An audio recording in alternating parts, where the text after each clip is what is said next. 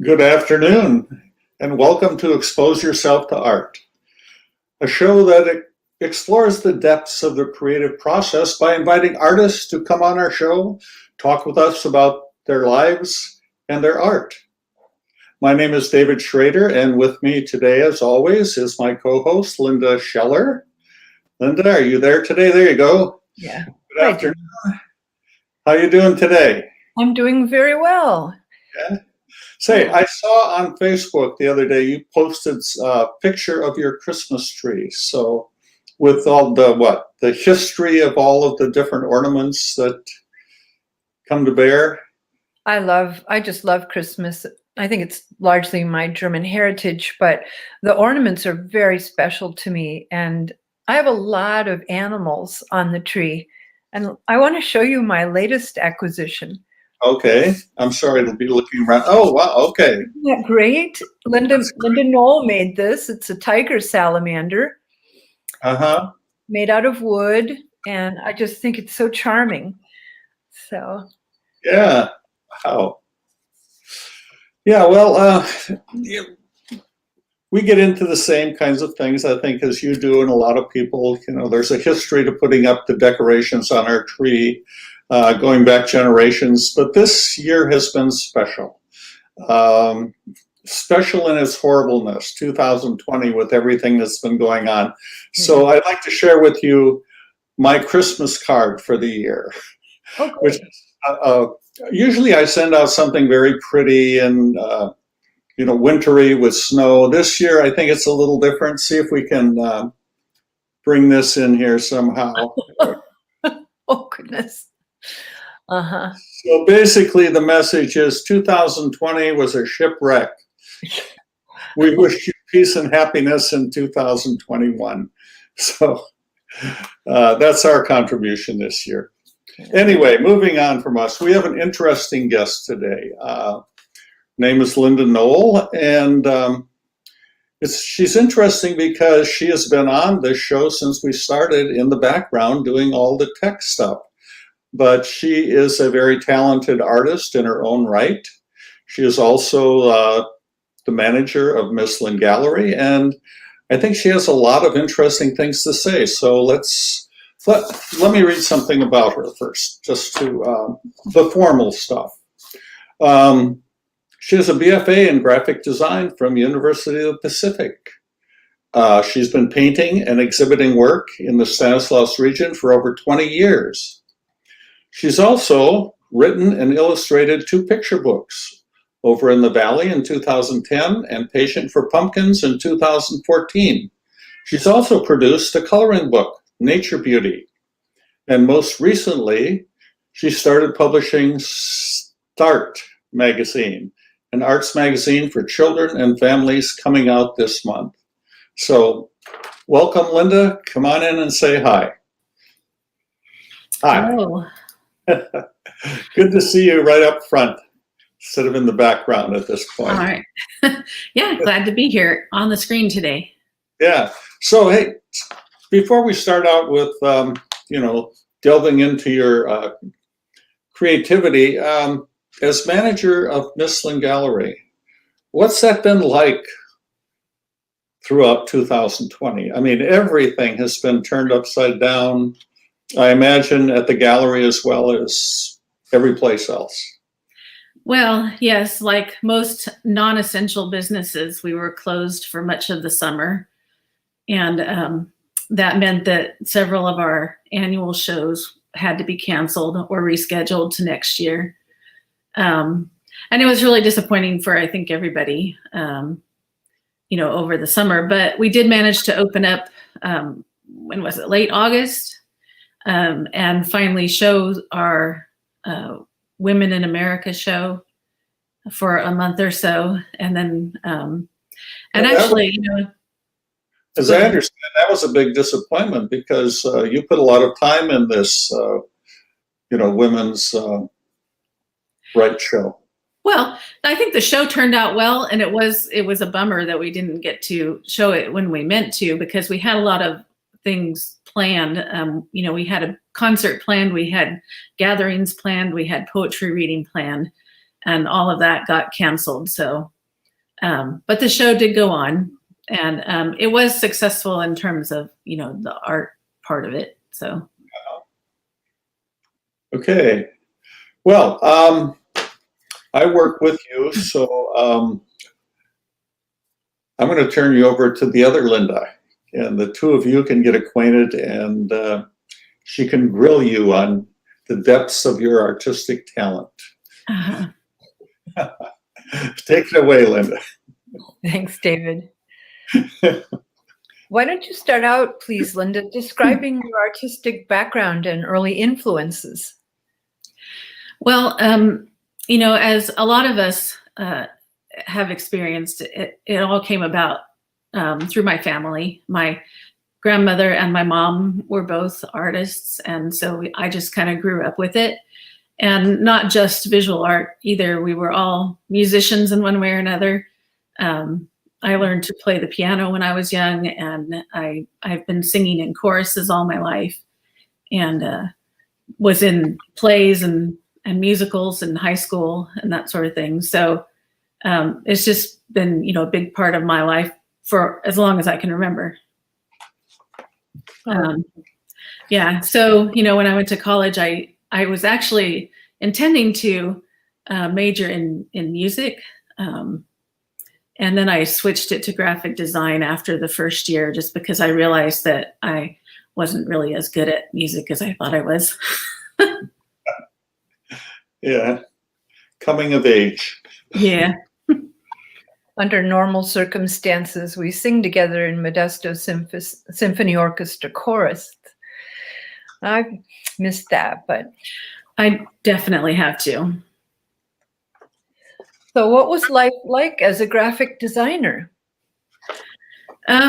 Well, after I graduated from college, I actually didn't do a whole lot in design. My dad actually has kind of a history of being in the printing business, and so I was in the graphics production part of it for most of my early career. I worked at several printing companies, and then in the late 80s, I moved. Yeah. So I graduated from college in 1985, which seems like forever ago. And toward the end of the 80s, I moved back here from Stockton, and my parents and I actually started a graphics business. And we worked with printers to do their graphics production, and the pre-press is the term for it. So yeah, that was I did that for a while, and then I freelanced for a while. And graphic design is one of those things that sometimes if you're I don't know, I kind of felt like I was at the end of my ability to sell things to people. So at one point I decided that maybe graphic design isn't what I want to do forever. And then I went back to school and got a teaching credential. So. Yeah, please tell us about your career in education. Yeah, so it was 2001. I actually got, but my daughter was very young at the time, so I was staying home, being working freelance and being an at-home mom most of the time, and having young kids actually, I think, is what a daughter was what pushed me into the education thing, just because I never really thought of myself as a teacher before that. And I never really had that much experience with kids. I was never the babysitter type, So anyway, I decided to get a multiple subject credential, and I really enjoy working with the younger kids. It was not my intention at all to teach high school or college art. I would have loved to have said, I'd love to be an elementary art school teacher, but they are few and far between in this area. But we'll kind of get into that later. So my first job was actually as a library media teacher, and working in the library and teaching literature and library skills at Bret Harte Elementary, which is over on the other side of town. And that was a really great start. I learned to really love books more than I even loved books before. And that's kind of what inspired me to get into the whole area of picture books and production and that sort of thing. Yeah, Uh-huh. please tell us about that transition, how you came to make your own books. Well, this may sound a little egotistical, but I was always looking through the books at the library, and I'm shuffling pages and thinking, I could do that, or I can do better than that. And so the first book I did was, I'll show you some pictures of it later on, but it was an old song that my mom used to sing us when we were little kids. And always I kind of wanted a way to pass on that tradition of singing that song. And it was one that my daughter and I always sang at bedtime. And so it made sense to kind of take on that as a first project. And so that was what got me into the picture books. What was the song? The original song is called Over in the Meadow. And I think every kindergarten teacher knows that song. But I changed it to Over in the Valley because I wanted to use animals that were from around this area. And another one of my sort of side interests is the environment and natural sciences. So I took the animals and kind of figured out which ones were endangered species or threatened, and put them all kind of together in this song format. So Sweet. And then you began teaching art to children, right? Yeah, for a couple of years after I was library teacher for a few years, I went to junior high out in Waterford and taught for a couple of years art classes and a couple other things because there weren't enough kids really to take art classes all day. So I taught AVID, which is like a study skills sort of program. I taught journalism. I even taught 6th grade social studies one semester, which was interesting. But yeah, so, and then after that was in 2008, 2009. And when the whole, economy crashed, the school district decided they didn't really need an art teacher full time anymore. So I left there and I started working part-time. I went back to freelancing and painting, and I started working part-time with the STARS program that the Stanislaus Arts Council ran for a long time. And that's kind of where I learned the whole teaching artist thing. So Let me interrupt here just a second, because what you said, I think, is it affected the arts in so many different ways. That you were teaching art, and then the economy crashed, and one of the first things to go is art. I mean, it wasn't just you. It was like the whole, our whole society at some point decided that, geez, maybe we don't need art in the schools. Yeah, well, I have to say that our area of this state has never been particularly good at teaching art, at least in my memory. I went to school here, grew up here, and we never had art classes. So at school anyway, until high school. But when I was in high school, we had, I don't know, 3 or 4 art teachers. And now I think every high school only has maybe 1 art teacher. Wow. So it has been greatly reduced over the years. Yeah. What do you think about that? It's sad. Has that been a motivating force for you?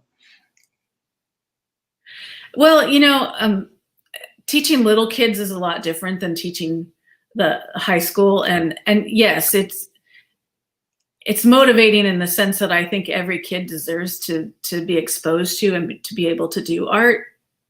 And in the past, I think it's been more of a privilege to do art, and families that could afford private lessons or could afford to send their kids to whatever schools had a program, they did so. But a lot of the kids on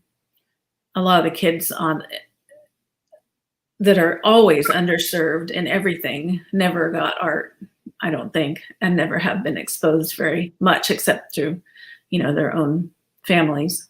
So How did you get involved with the Mislin Gallery then? Well, so around 2011, 2012 was when the Stanislaus Arts Council kind of closed its doors, and Grace Lieberman retired. And Mislin Gallery and didn't want to see that program go entirely away. So they talked to me about working on a plan to establish it as a program that, a similar program that we put on through the gallery. So we started calling it CLASS, which is Community Liaison for Art in Stanislaus Schools. But it's basically in the same format. I know it's long. And you mentioned the Arts Council in this program. You mentioned the Arts Council and the program they were running. Which program was that? It was called STARS, which was Stanislaus Arts Resource, something or other. But it was basically, they set up teachers to teach. They did visual art classes. They also had some poets that went out to classes. They had some musicians, I think, that visited classes. And this is all kind of aimed at elementary age kids. And mostly, like I said, because there has never been very much art in the elementary schools around here. Okay. So presently, what's your title at the Mislin? Well, I'm the manager of the gallery, such as it is during this time, which means we're not really running full time, but they're part-time. And then I'm also the coordinator of the class program, which involves a lot of scheduling and talking with people, administrators and teachers about doing classes and outreach and that sort of thing. And what else do I do? I can't remember. Well, let me put this together. The way my head is going here is that, you were teaching, and then Stanislaus County has never been a place that had a lot of art, but then it also took away what art was there. Mm-hmm. And the Arts Council they did their best to put it back in the schools with the STARS program. And you were working with that program. And then when the Arts Council closed, you brought that program over to the Mislin Gallery. Is that correct? That is correct, yeah. And so the purpose of that program, the class program, is to put art back in the schools. Right. So I originally started, me and one other teacher, Cheryl Brown, actually kind of started this back in 2012 with just a couple of classes and, our own ideas about what to do. And over the last 8 years, we've really grown into, I think, a full-fledged program that with a lot of resources and a lot of good classes that we present. And, from doing, I don't know, maybe a dozen classes the first year, we ended up with last year, it wasn't 1920. In 2019, I think we ended up doing 3,500 sessions during the year. Woo. In 40 different schools. We now have a team of about 15 teachers, although, again, the pandemic has greatly affected that this year. So that's really impressive. Yeah, it is. Yeah, and I can't take all the credit. But I think it's been a team effort throughout, and it's been really nice to have a group of people who are artists and teachers, and we all have a different background, and we can all share our resources and our knowledge. And So all of us have developed the program throughout the last 8 years, to reflect a little bit of each of us. So. As a retired elementary school teacher, I want to thank you and the others who brought art into the classroom. Oh, it was just the best thing. The students always just loved it. For some of them, it was the absolutely best part of going to school. And I'm so happy they had a chance to explore creativity and use their imaginations and with their hands make something. It's one of the best things I think that's come out of the county. So hats off to you and the others. Thank you. Yeah. So what's your latest endeavor? Well, my latest project is kind of came out of the fact that when schools were shut down last March, we were kind of our group of teachers were like, well, how can we still get to kids? How can we still have some hand in exposing kids to art? And so I thought of this. I don't know if it was just me. It was kind of a group think. The idea of making this arts magazine for kids. And, since we've been talking at Mifflin Gallery about incorporating more of the other arts into our programming, I wanted to make it about all the arts instead of just visual arts. So we're working on doing things with music and dance and theater and all sorts of things. So. Okay. Well, let's take a look at some of your art and some of these magazines and books and yeah. Okay. Just take a look instead of just talking about it. There you go. Okay. So this is some of my early watercolor painting. Like I said, when my daughter was little, I stayed home and I took some classes from Dan Peterson for a couple of semesters, and he was a great inspiration and early influence on my work. And this was actually my first award-winning picture. It was in Carnegie Art Center's spring show before the building burnt down originally. So this was like in 1998 or something. Wow. And it won the first place in its category, I think. So Congratulations. Thanks. So I'll just kind of run through some of these kind of quick, some of my early watercolors. Nice colors. Oh. Yeah, tell me about this one. This is a bristlecone pine, which I think most everybody recognizes by now. It's probably the most photographed tree in California, I would say. But I went hiking up there a while back and took a lot of pictures. And it was it's an inspirational little. This is a watercolor? It is a watercolor, yeah. And it's in a private collection now, so that's kind of cool.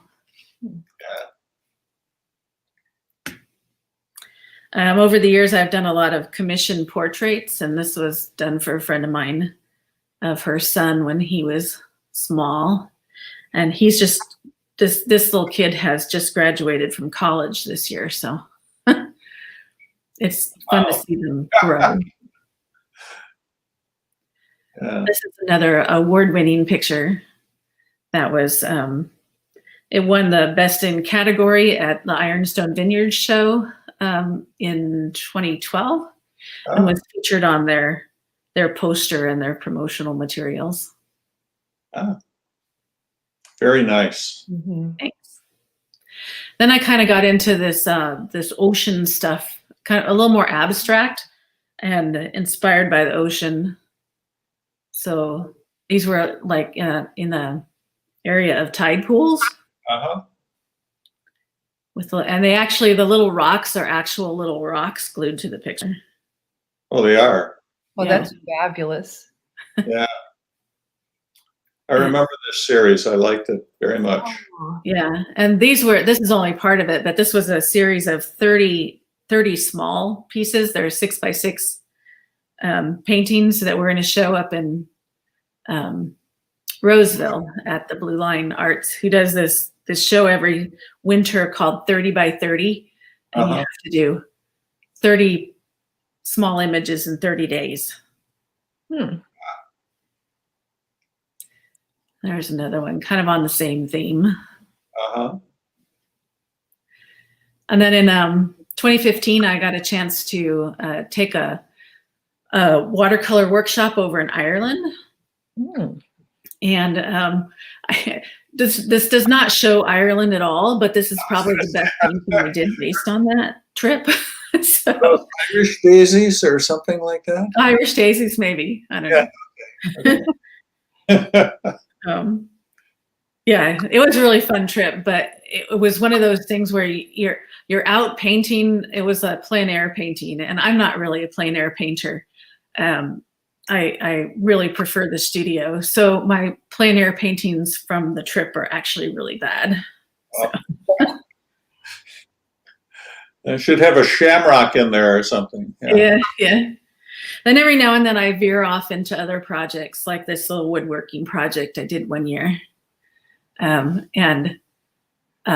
made ornaments for Christmas trees and little boxes.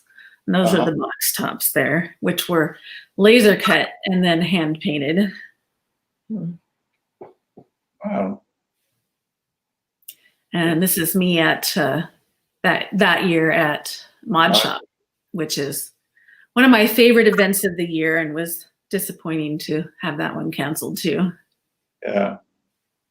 It's been a disappointing year all around for so many artists. Yes. Yeah, well, we'll survive. We'll do it again. Yeah. My latest portrait of my daughter, which is a combination of watercolor and collage of cut painted paper. Which, she's now grown up and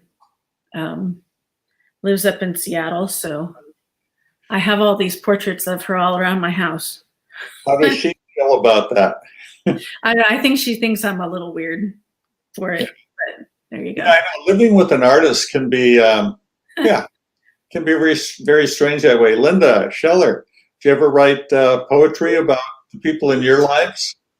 And how do they respond? Yeah.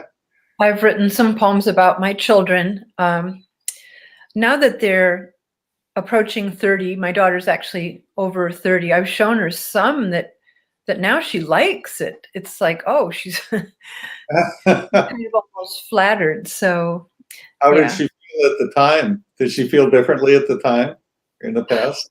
Oh, when they were young, they kind of just rejected outright anything that I cared about and held in high esteem. So I heard things like, oh, I hate Shakespeare, and oh, poetry. So it was just hopeless at that point. Yeah. I get the same things, oh, Dad, put your camera away, Yeah, but then they turn into good artists too. Yeah. So my daughter is quite talented as well. Yeah. So both of my children are very good writers. So. Well, anyway, the last of these are more recent ones. This was done as a commission for the Valley Children's Hospital. And it's in their lobby at the Bakersfield Hospital. And this summer I did a couple of commissions. This one was a portrait of Mila, which is a dog of an acquaintance friend of mine. Okay. And then this was the piece that I did for the Women in America show of Rachel Carson. And I did a little something different on this one, that it's kind of it's cut out in layers, which I think I'm going to explore more of going forward, because I kind of like how it turned out. For those of us who may not know, or those of us who are watching who may not know, you want to explain who she is? Oh, Rachel Carson is sort of the birth mother of the environmental movement, who wrote Silent Spring in the 1960s, 50s. I don't remember what year. Anyway, because of her efforts, we realized that DDT was a poison in the environment and had it banned. And she kind of inspired the government to get on with the EPA and get people going on understanding our role in nature. So very deserving of our Pardon? attention. She's very deserving of our attention. Oh, yeah, yeah. So this was actually inspired by one of her first books, which was before Silent Spring, that was called The Sea Around Us. And she just kind of wrote it as an essay, a long essay on life in the ocean. And so I love the ocean, as previous pictures can show you. And so this was fun. So here's the book I mentioned earlier, Over in the Valley, with my little salamander. My salamander is the favorite animal in it because she's always smiling. Does that look familiar, Linda? What was your? Yeah, where's she? There you go. There it is. Yeah, it makes repeats in my art. So, what's this? What was this about? It's a counting book. It's based on the song "Over in the Meadow," which is an old children's song. It was written in the late 1800s, and one that my mom sang to us kids when we were young, and I started singing to my daughter when she was little. And it was just, I kind of did this book as a way to kind of commemorate, our family tradition with it, and also to throw in my interest in science. And so I made a lot of the pictures are endangered species and animals that live right here in our local environments. Okay. So this is the California red-legged frog, which is famous for being the jumping frog of Calaveras County. Okay. And then my next book was Patient for Pumpkins. And it's about this little guy who wants to get a pumpkin at the farmer's market. And his dad takes him to the farmer's market, but he has to wait each month through the summer while the different fruits and vegetables are coming in and out of season. And until finally in October, when he finds the pumpkins there and is excited to bring one home. So this one was a little different because I was drawing people as characters, and I found out that was really, really hard. And so I had to take a lot of reference pictures, and a friend of mine lent me her husband and child, and I took a bunch of pictures of them in different poses. And this was after I had the text pretty much written, so I kind of knew what I wanted. And so I used the pictures as reference for this particular spread, which was about the market. So you can kind of, throughout the book, you can recognize our farmer's market and that it's Modesto, though I think almost every farmer's market kind of looks similar. So. Interesting. Yeah. Yeah, it was fun. This was my first Over in the Meadow, or Over in the Valley rather, was self-published. And this one I actually managed to sell to a publisher. And so going through the process of doing the illustrations and edits and everything with a real, a real publisher was a little bit different and very long and tedious. Yes. Process. It took about 2 years for this project to come to life. Well, congratulations on that. It's an arduous journey to get something published by someone else. It's as opposed to self-publishing. Yeah. Yes, very much so. So then later on, I made this little coloring book, kind of at the height of the adult coloring book craze. And so they're not really very kid friendly because they're very detailed, but I had fun making them. Yeah. And then we get into our. This is my class team, or was actually last year, of teachers.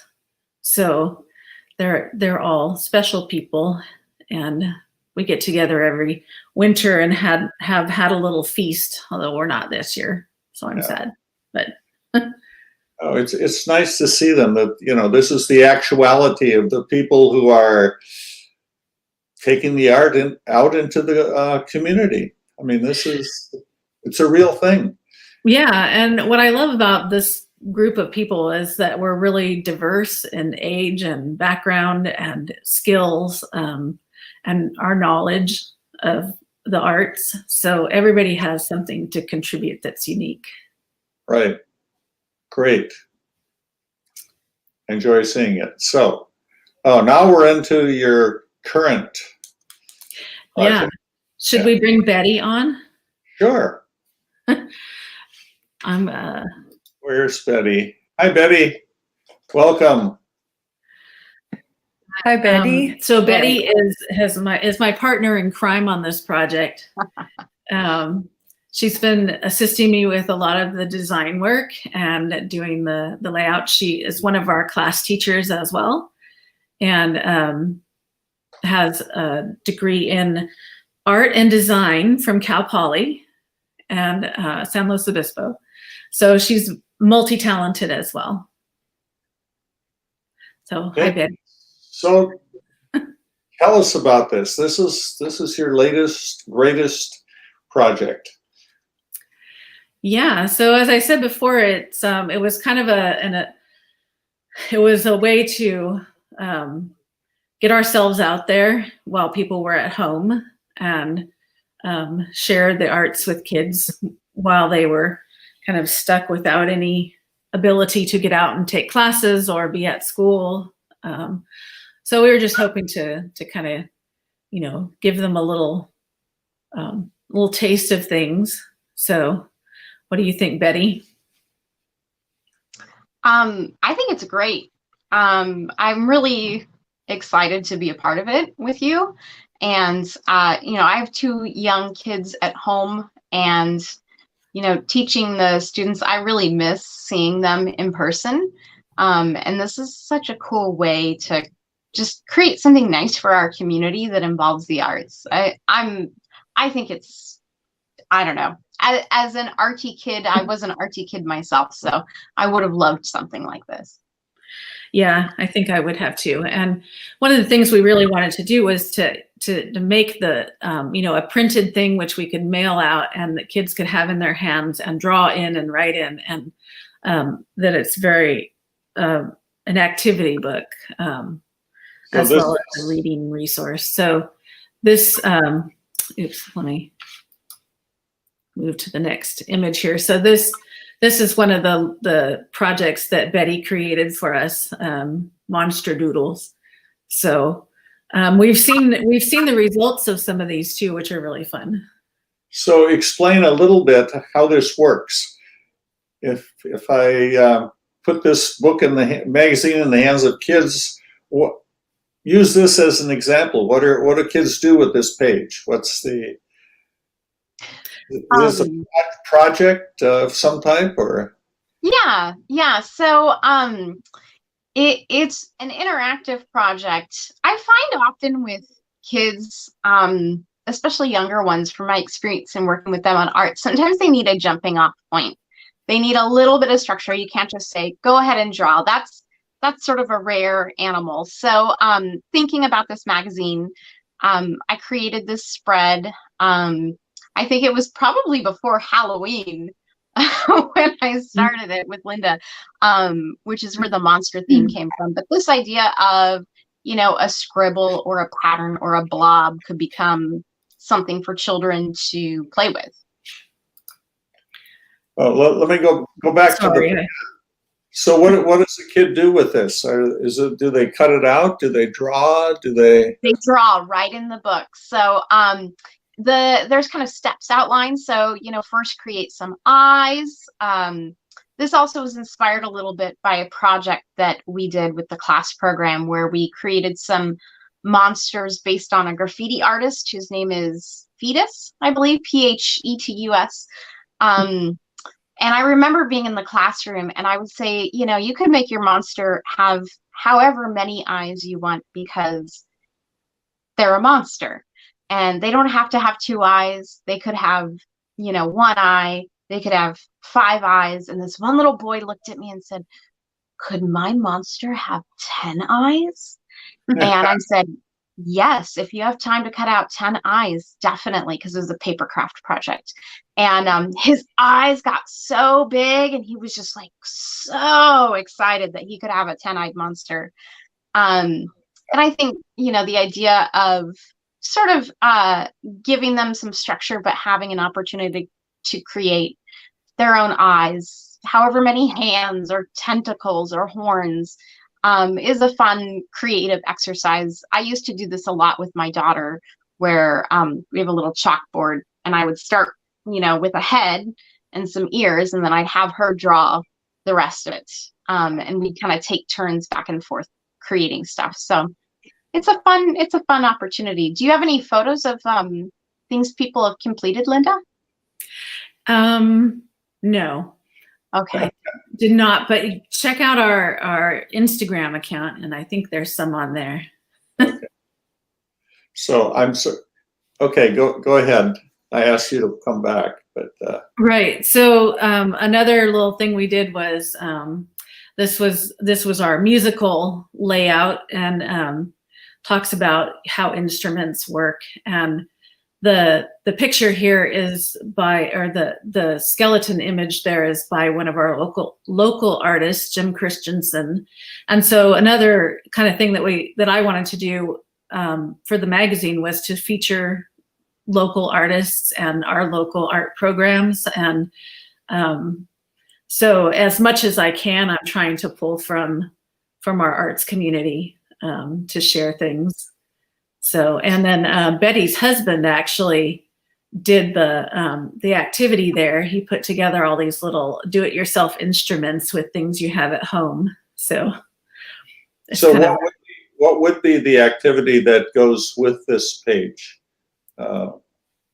So the directions here on the right side, improvised instruments, are actual directions to make homemade instruments. So if you follow along, you can make a little drum out of rubber bands and a plastic container. You can make a rain stick, which is a percussion instrument, and all kinds of different little plucked or drummed on instruments, just with things you have around the house. So this first issue was really intended to be about doing things at home and using what you have at home to keep yourself busy.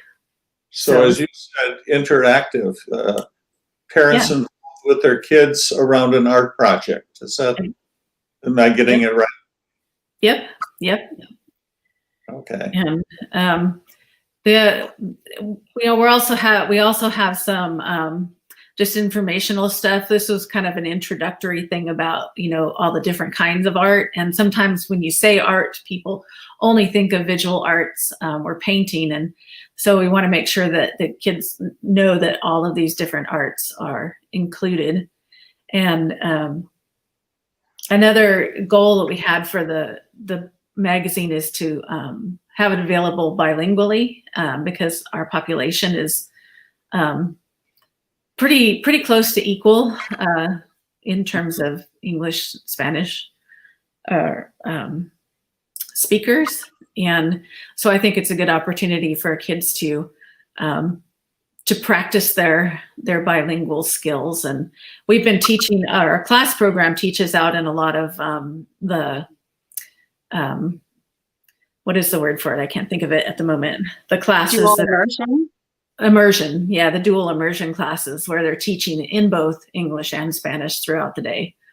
So that's been an experience for some of our teachers who don't speak Spanish, and they're trying to teach art during the Spanish part of the day. Right. Well, it's wonderful because then those children teach you. You say, "Oh, we need to draw eyes," and then I'll ask, "How do we say eyes in Spanish?" And they'll say, "Ojos, los ojos." And I always loved that they would help teach me while I taught them. Yeah, for sure. And kids love to be the experts, right? Yeah, yeah. So, so right now we're working on the second issue, which will be coming out in January. Uh-huh.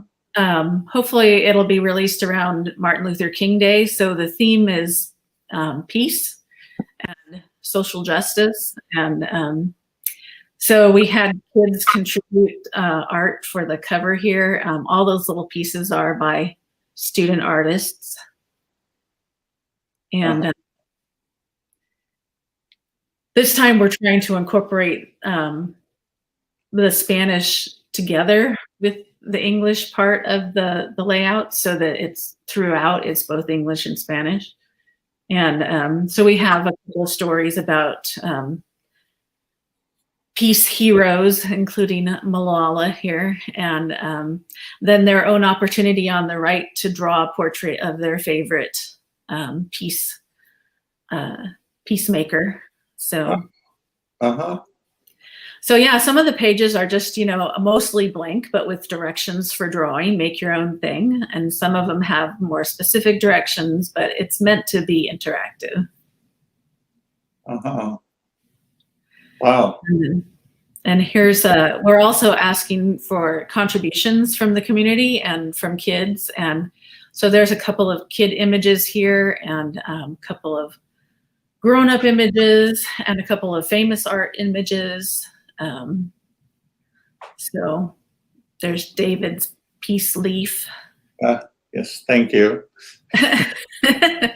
And my image, my watercolor of the Tuolumne River in Tuolumne Meadows, which is my most peaceful place on earth. Okay.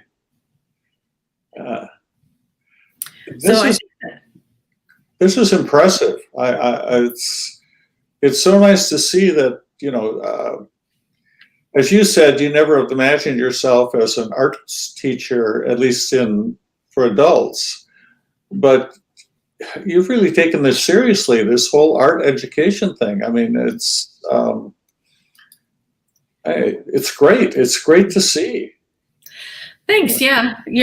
I've been real excited about it over the years, and the fact that it's grown and that I know people love it and appreciate it. And, however we can reach kids, and especially reaching kids who wouldn't normally have the opportunity to participate in arts, is really important to me. Yeah. And where can people get these, Linda? Oh, well, you can subscribe to the magazine on my website, and I will put that in the comments right now. What is it? LindaKnollArt.com/start magazine. I picked that right. There we go. Okay. Yeah. And and you can order just the current copy for $10, or you can subscribe to a year, which we're currently planning on a quarterly production. So it's 4 times a year. And we also have a plan where you can buy one and give one to a student in need. So your contribution will then we'll use our network of teachers and parents to get them out to kids who either can't afford them or just may not know they exist, so that we can find some kids to appreciate them. Yeah. So you obviously believe that the arts are important. Yeah. And I don't know, have you become philosophical, or either you or Betty, it's like, can you speak to that more as to why you think this is so important? Or, I mean, as an artist, I know it's important, but sometimes it's hard to articulate it. It's like, what makes Yeah. this important? The community would take arts programs out of the schools, and the artists are saying, no, this is really important stuff. So do you have any thoughts along that area, that line, about how important the arts are? Well, I think especially now going forward in the 21st century, and the skills that we have to know now as opposed to maybe, 50 or 100 years ago even, when school was very skill-based, and, we were teaching for manufacturing jobs and things that were very specific. But I think the people that are going to be needed in the near future are ones that have creativity and ways to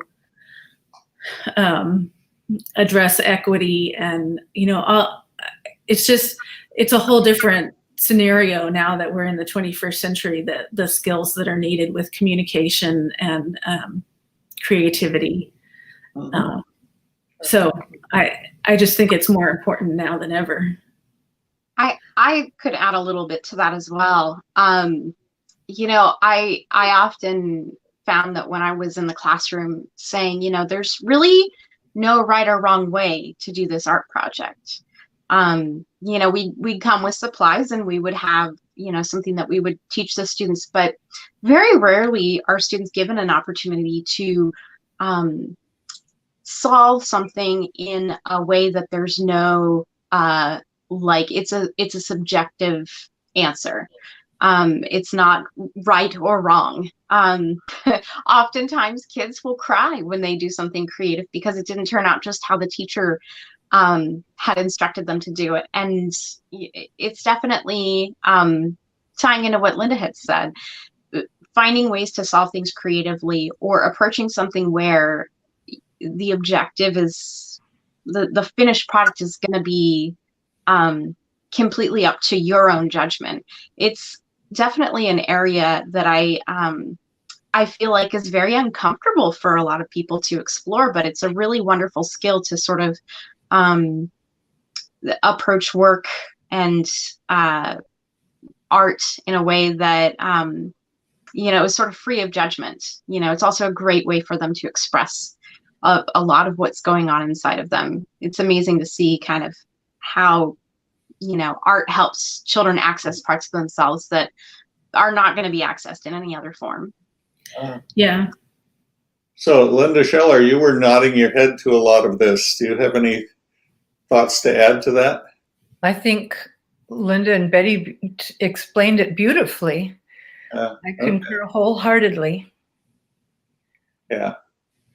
So, anyway, we are very glad that you're on the job. Thanks. Well, I hope we can get back into schools sooner than later. Anyway, we're coming down towards the end of the hour, so well, we can do this with both Betty and Linda. We try to end up with a frivolity here by asking, off the cuff questions. So let's get it started, Linda. All right. Well, I'm going to throw this one your way, Betty. What sound do you like best? The sound of a cat purring is probably my favorite sound. Yeah. What about you, Linda? A running river in the meadow. It's just the sound of water trickling down. So nice. Let's do the opposite. What sound do you like the least? Leaf blowers. Leaf blowers. I hate them. How about you, Betty? Oh, probably somebody crying and screaming in fear. Okay. At a leaf blower. Right. So Linda, if you could snap your fingers and go anywhere in time and space, where would you go first? Oh my goodness. Now, I told you I had thought about these answers, and I really haven't thought about that one. I haven't used it in a few weeks, so. But, anytime. Well, gosh. Quickly. Yeah. So Yosemite National Park. When I was young, we spent a lot of time there, and that was a good time. Betty, what's your answer? Probably Paris in the 1920s. La. Okay. Fun. What was I going to say? Oh, this is for both of you. Of course, they're all for both of you. If you weren't an artist, what would you be instead? Linda. I'd be some kind of scientist, a naturalist. When I was in 3rd grade, I remember writing an essay wanting to be a zoologist. Okay. How about you, Betty? Yeah, I also enjoy the sciences. I remember learning about the Human Genome Project, and for a long time I wanted to be a part of that until they sequenced the entire human genome. We got a couple scientists here today. All right. Gosh. Betty, who's your artistic hero? I would say Nikki McClure is an artist up in Olympia, Washington, and she's just incredibly talented, has no formal training, just does amazing, beautiful work out of paper cuts. Every time I see her work, it just fills my heart with joy, and she's definitely somebody I wish that I could be when I grow up. What about you, Linda? I'd have to say Wayne Thiebaud is probably one of my favorite artists, and just because he's kind of seems like he's cut from the same cloth. You know, he worked in graphics. He's a painter. He doesn't like to call himself an artist. Okay. So, what's your favorite plant? I like succulents. Okay. How about you, Betty? Venus flytrap. Venus flytrap.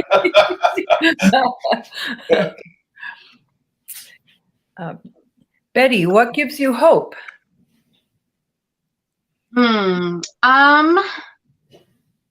Knowing that the sun will always rise and set, and that time will just always continue to go forward, and that existence will always be there. How about you, Linda? I am very hopeful for our young people, the generation of my daughter and my nephews and niece, because I know that they care. All right. So, final question. What's it going to say on your tombstone? Oh my gosh. Yeah, I think I told you this once before. I tried. That's what will be. How about you, Betty? Well, I have told my husband I don't want to have a tombstone, but I want to have a park bench somewhere with an inscription. I saw one once at the Rose Garden in Seattle. Or is it Seattle or Portland? Where's the Rose Garden? It's Portland.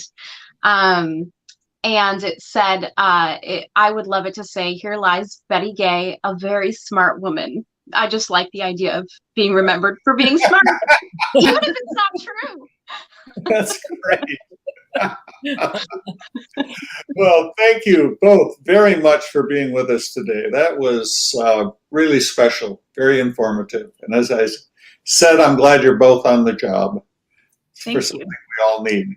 So next week, we're going to have the amazing Stevens family, Roy Stevens and Lisa Winberg, and their daughter, Caroline, talking about, by the way, they all work for Opera Modesto. And this past year, they've made a movie, and they're going to come on here and tell us about that whole experience of making a movie during the pandemic.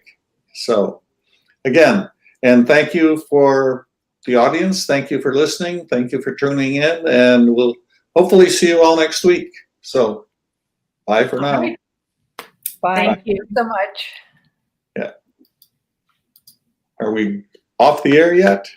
Or are we going to be